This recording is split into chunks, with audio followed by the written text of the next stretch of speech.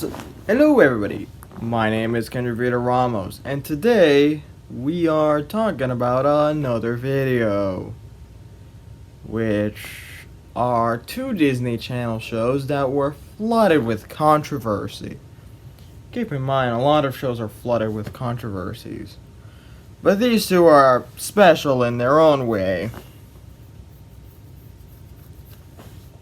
Okay, but disclaimer, this video is not to promote hate speech, nor harassment, nor discrimination. We're all equals, and we're all peaceful. And the Proud family that I'm talking about is its reboot, Louder and Prouder, which is kind of still continuing till this very day. So, what do Proud family and primos have in common? Let's start. They're both Disney Channel shows, everybody knows that. They're both flooded with controversies, which I will explain the controversies bit by bit. They were both supposed to represent a specific ethnicity or race, in which primos failed.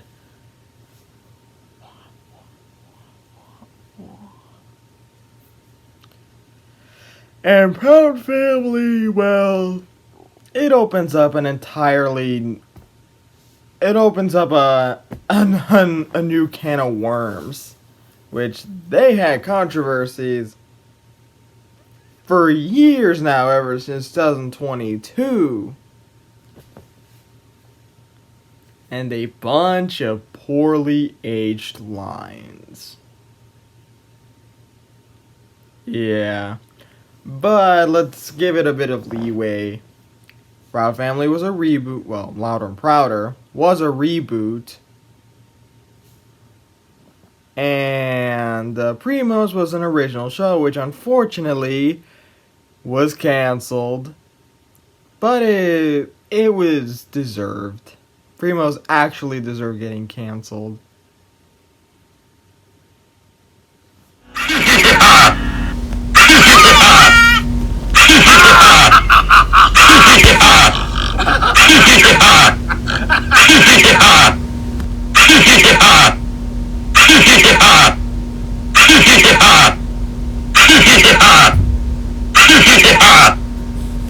So let's start with the Primos controversies. The show that deserved its cancellation. Go watch Transformers Cyberworld instead. For those who don't know, it's that show that ended up pissing off the Hispanic community, which I will link you a specific video down in the video. So stay tuned, I guess. So let's dive into the controversies. Language issues and title controversies. The theme line was Oye Primos before removing the Oye. Used in the show's opening was widely criticized for being grammatically incorrect in Spanish, since primos, well, which in English is cousins, is plural. Critics argued the correct plural imperative should be oigan primos, not oye. Oigan primos! Creator Natasha Klein, via interviews, explained that this was intentional. The main character, Tater, is explained as not fully fluent in Spanish, American-born Latina, American-born, which contextualizes the linguistic mistake. Stereotypes and cultural insensitivity. The name of the fictional setting, originally Terremoto Heights, which, those who don't know Spanish, terremoto means earthquake, which offended many viewers due to its strong negative connotations, especially in countries like Mexico and Chile that have suffered devastating seismic events. The visual tone, a yellowish Mexican filter, and depictions of crowded, underdeveloped neighborhoods reinforce long-standing stereotypes about Latino communities.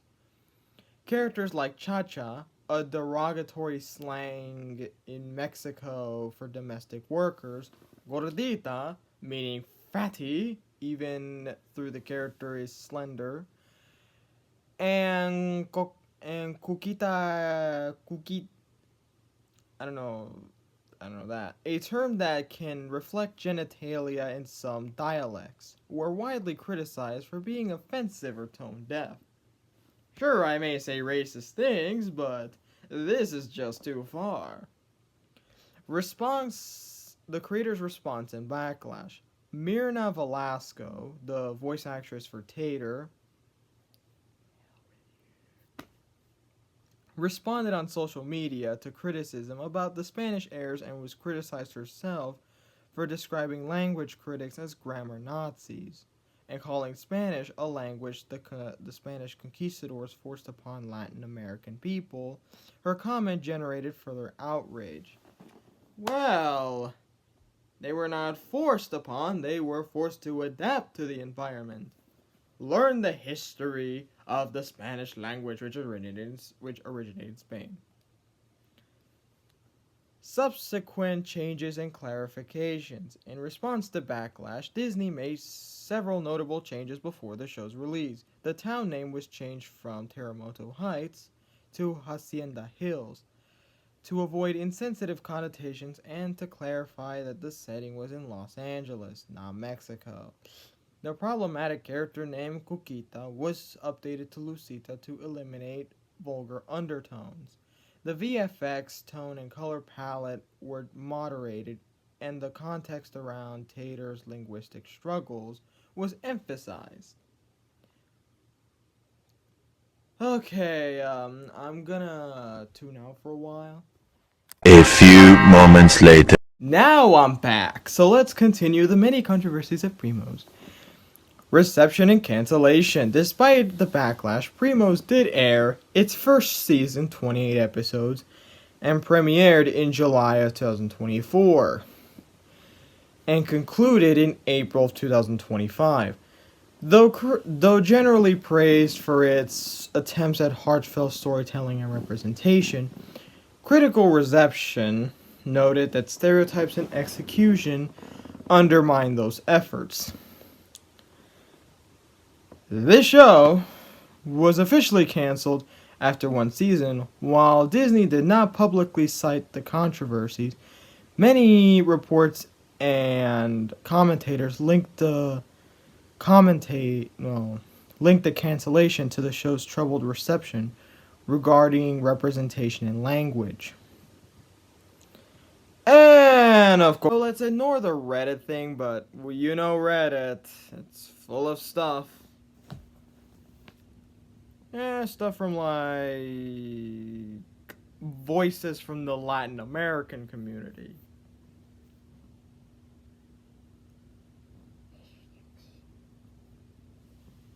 Oh, well. Yes. So, yeah, that's a lot of the summary table. Now, let's move on to Proud Family. The one with more controversies than Primos. Well, let's ignore the Reddit thing, but you know Reddit, it's full of stuff. Yeah, stuff from like voices from the Latin American community.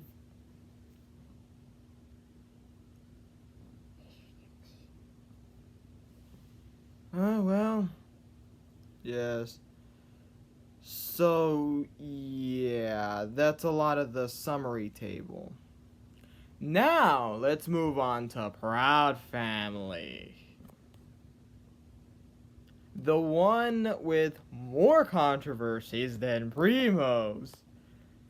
Now, let's focus on the controversies of Proud Family, the reboot. Well, everyone knows about the many controversies of like how it tackles racism very badly. And the writing, characters, parenting, and of course everything. And colorism and stereotypes. For examples, let's see. Perceived over-wokeness and anti-white, which that was years ago. Season 2, Curved and Juneteenth, drew criticism for their direct tackling of sensitive topics. Critics labeled content like "slaves built this country" and protest over statues of slave-owning founders as woke or anti-white. While some saw this as a bold and necessary social commenting, others viewed it as divisive and overly political, which is a reminder that it was Africa that rounded up the slaves and sold them to the Americas. They were sold by Africa themselves. And reminder, slaves didn't build this country. It was the Pilgrims who did it. Not only the Pilgrims, but also George Washington and the Patriots. America keeps you safe. So, a clip.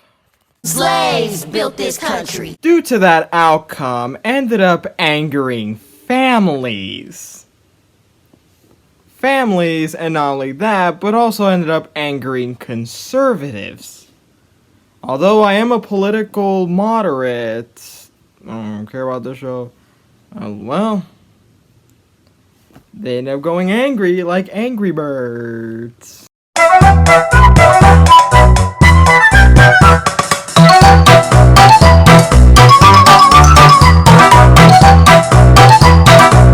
And the clip of like conservatives and families and everyone else being angry at the clip "Slaves built this country" are occupying these areas. By tomorrow... Don't forget, the Proud Family, that show, the reboot, also had an infamous line that aged like milk. Just like a lot of videos that age like milk. Or don't age well. Black people can't be racist? I agree. Yeah. That line also aged poorly because the quote, "black people can't be racist," is pretty hypocritical, which, of course, anyone can be racist. And there are moments where we're racist unexpectedly. In life, we all witnessed something racist. We all said something racist. Like me, I've said racist things in the past. Hell, not just that. Latinos, sometimes they can be racist. Whites, blacks, and Middle East, and everyone of all walks of life. In life, we're all racist in those times.